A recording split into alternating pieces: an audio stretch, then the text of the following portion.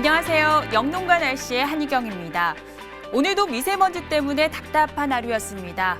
다행히 서울, 경기 지방의 공기질은 보통 수준을 회복했지만 아직도 충청과 남부지방 곳곳에는 초미세먼지 주의보가 내려진 상태입니다. 밤사이 찬바람이 불어오면서 대부분 먼지는 해소가 될 것으로 예상됩니다. 내일은 공기질이 깨끗하겠는데요. 다만 아침에는 날씨가 추워지겠습니다. 지금 강원 영서지방을 중심으로 한파주의보가 발효 중인데요. 내일 아침에는 중부 내륙의 기온이 영하 10도 안팎까지 떨어지겠고 그 밖에 대부분 지방도 오늘보다는 4, 5도 이상 기온이 뚝 떨어지겠습니다. 그동안 날씨가 포근했기 때문에 내일 아침이 더 춥게 느껴질 수 있으니까요. 옷차림 따뜻하게 하셔야겠습니다. 내일도 맑고 건조한 날씨는 계속되겠습니다. 지금 강원 영동과 영남, 전남, 광양에는 건조특보가 발효 중인데 내일까지는 바람도 강하게 불 것으로 보여서 계속해서 불조심하셔야겠습니다. 오늘 우리나라는 고기압의 영향을 받아 전국적으로 맑은 날씨였습니다. 지금 서울, 경기 지방부터 미세먼지 농도가 점차 옅어지고 있는데요. 밤 사이에는 대부분 해소가 될 것으로 전망이 됩니다. 내일 우리나라는 중국 북부지방에서 확장을 하는 이 고기압의 영향을 받겠습니다. 따라서 대부분 지방, 구름만 조금 지나는 맑은 날씨가 예상이 되는데요. 내일 강수 확률은 0에서 10%로 아주 하늘이 맑겠습니다. 아침 기온은 오늘보다 크게 떨어지겠습니다. 춘천이 영하 10도까지 떨어지고 서울과 청주, 대전, 대구가 영하 6도 등으로 아침에는 꽤 추운 날씨를 보이겠습니다. 북한 역시 오늘보다 기온이 낮아서 강계가 영하 16도가 예상이 됩니다. 한낮의 기온은 오늘과 비슷하거나 1, 2도 정도 떨어지겠는데요. 서울이 4도, 대전 7도, 부산 11도 등으로 오늘보다는 조금 쌀쌀하겠고 북한 역시 평양이 1도, 함흥이 2도 선으로 오늘보다는 덜 포근하겠습니다. 자세한 해상 날씨 보시겠습니다. 지금 동해 먼바다에는 풍랑주의보가 발효 중입니다. 물결도 높게 일고 바람도 강하게 불 것으로 보여서 주의를 하셔야겠습니다. 날씨 정보였습니다.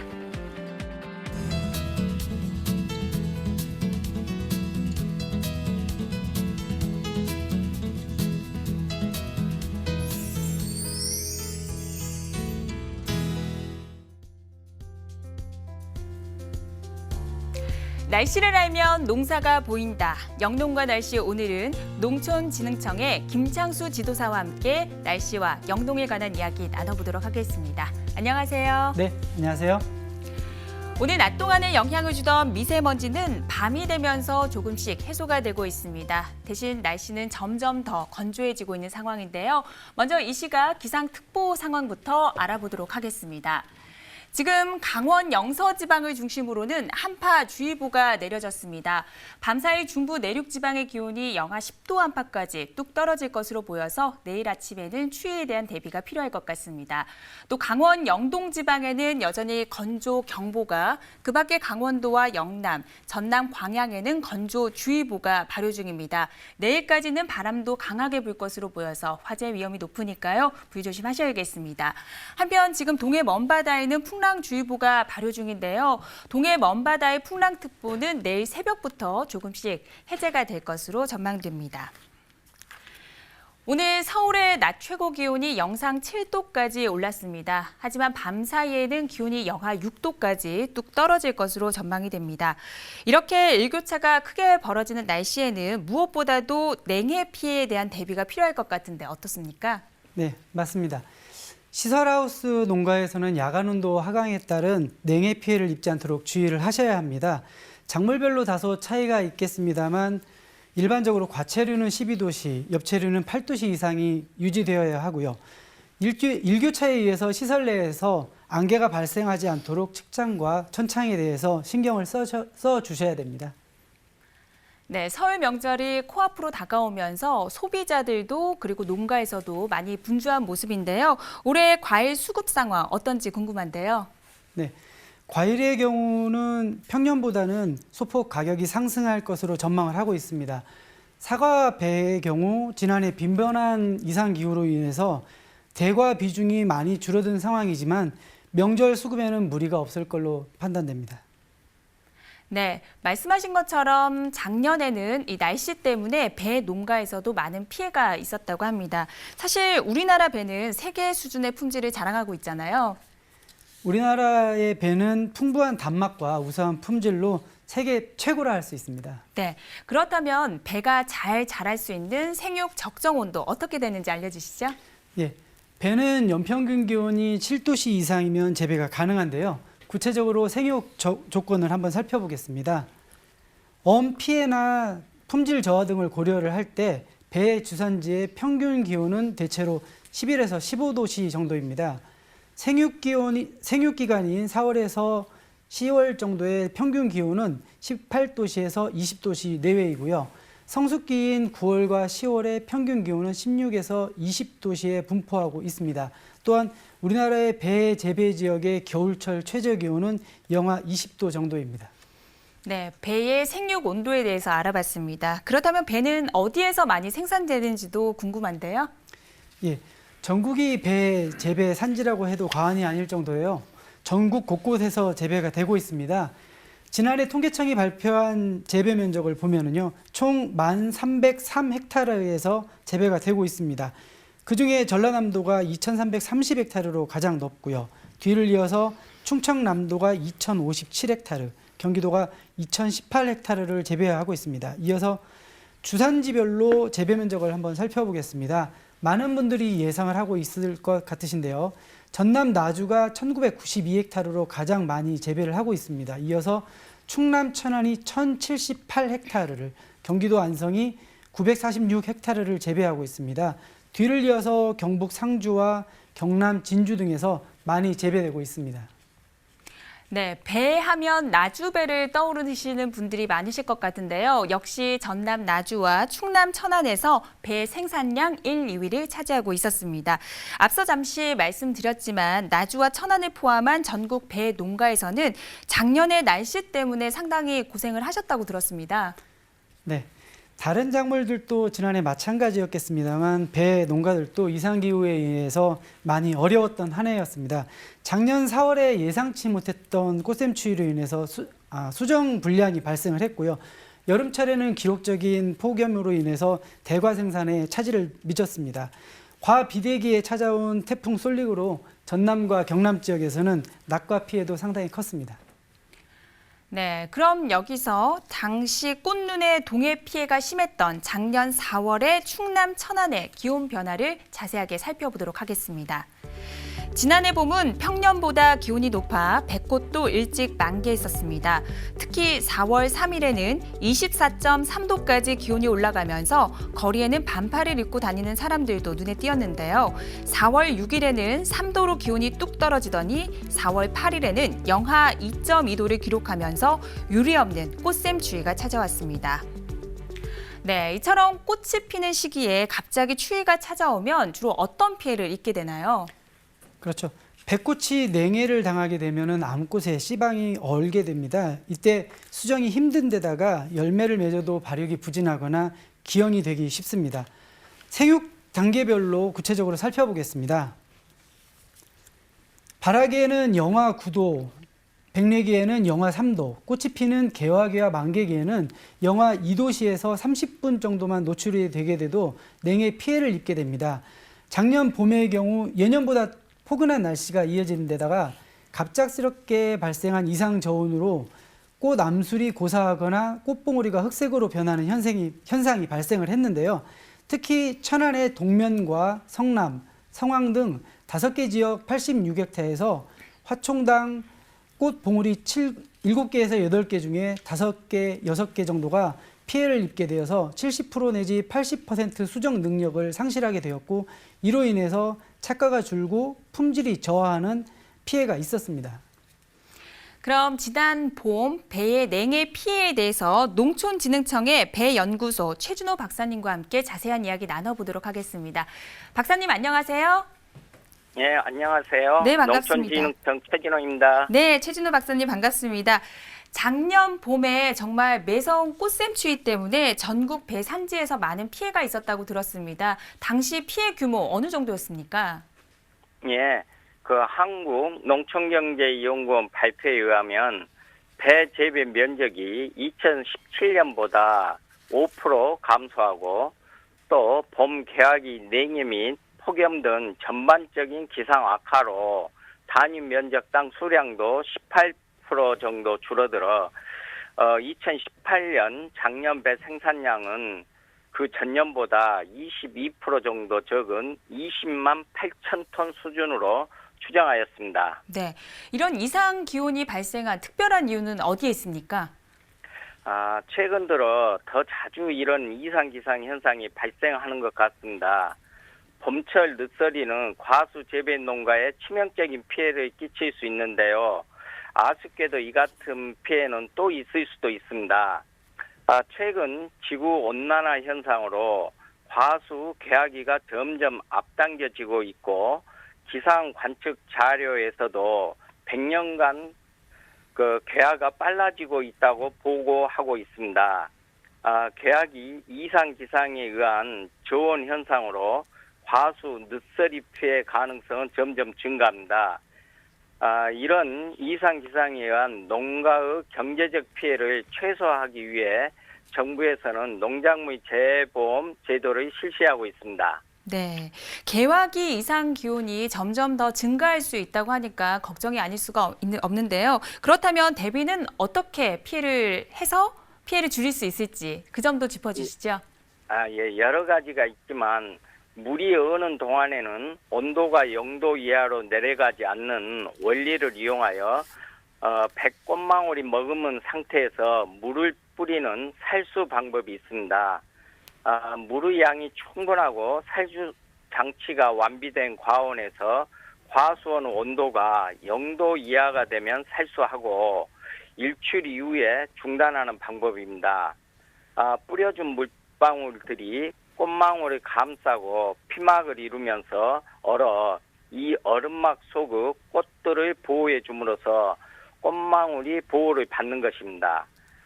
또 다른 방법으로는 방사팬을 이용하는 방법으로 복사 냉각이 심해서 지표면 부근의 기온이 상부보다 높은 역전층이 형성되는 경우에 발생되는 서리가 농작물에 피해를 주기 때문에 역전층의 따뜻한 공기를 지표로 불어주어 서리 피해를 방지할 목적으로 이용합니다. 네, 박사님 오늘 유익한 정보 감사드립니다. 예, 감사합니다. 네, 다음으로는 천안 지역에서 배를 많이 생산하고 있는 지역이죠. 성환읍, 직산읍, 입장면의 내일 날씨를 확인해 보도록 하겠습니다.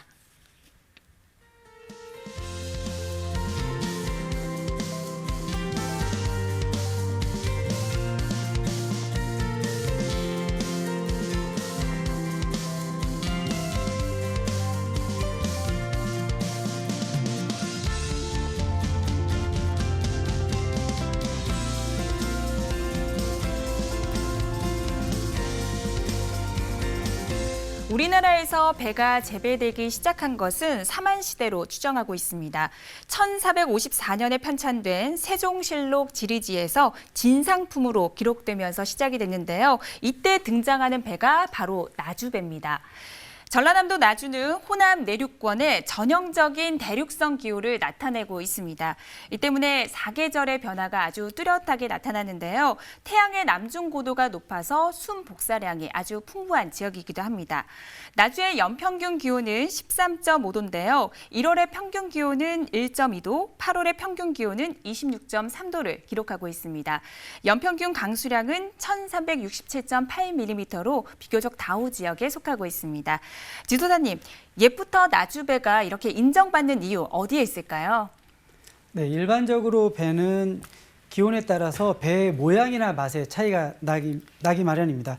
나주는 기온뿐만 아니라 질 좋은 토양도 한몫을 하고 있는데요. 나주 지역의 토양은 영산강 유역의 충적토로 유기질이 많고 배수가 양호한 편입니다. 또한 대부분의 재배지가 경사도 15도 이하의 완만한 구릉지에 형성되어 있습니다. 이러한 최적의 자연환경에 오랜 경험으로 습득한 수준 높은 재배 기술이 더해져서 고품질 배를 생산하고 있습니다. 네, 배나무는 광도에 아주 민감한 과수라고 알려져 있는데요. 나주의 경우는 어떻습니까? 네, 5월 이후에 배가 최적의 광합성 작용을 하는데 필요한 평균 광호는 3만에서 4만 룩수 이상인데요. 나주 지역은 한여름 맑은 날에 그 햇빛의 광도가 10만 룩스 정도입니다. 이렇게 일조량이 매우 풍부해서 고품질 배를 만드는데 천혜의 자연 조건이 있다고 말할 수 있겠습니다. 네, 낮 동안에 배가 충분한 햇빛을 받아야 당도가 높아진다고 저희는 알고 있는데요. 하지만 재배 방식을 떠올려 보면 조금 궁금한 게 생겨요. 이 배가 하나씩 이렇게 봉지에 쌓여 있는 형태잖아요. 이런 방법이 어떻게 햇빛을 받는데 오히려 방해가 되지 않을까 생각이 드는데 어떻습니까? 그렇습니다. 배에 봉지를 씌우는 것은 병해충을 방지하고 과실의 색택을 좋게 해서 상품성을 높이기 위한 목적입니다. 그러나 차광도가 높은 봉지를 씌울 경우에는 껍질의 엽록소 발달을 억제하게 되어서 봉지를 벗겼을 때 햇빛에 노출이 되게 되면 곧바로 태양에 타는 일소 현상을 쉽게 받기도 하고요. 저장성과 당도를 떨어뜨리는 경향이 있어 주의가 필요합니다. 최근에는 봉지를 씌우지 않는 한아름과 원암과 같은 품종들도 개발되어 있습니다. 그렇군요. 세계적으로 인정받는 나주배에 대해서 알아봤습니다. 그럼 여기서 나주배 주요 생산지죠. 세지면, 봉황면, 금천면의 내일 날씨를 확인해 보도록 하겠습니다.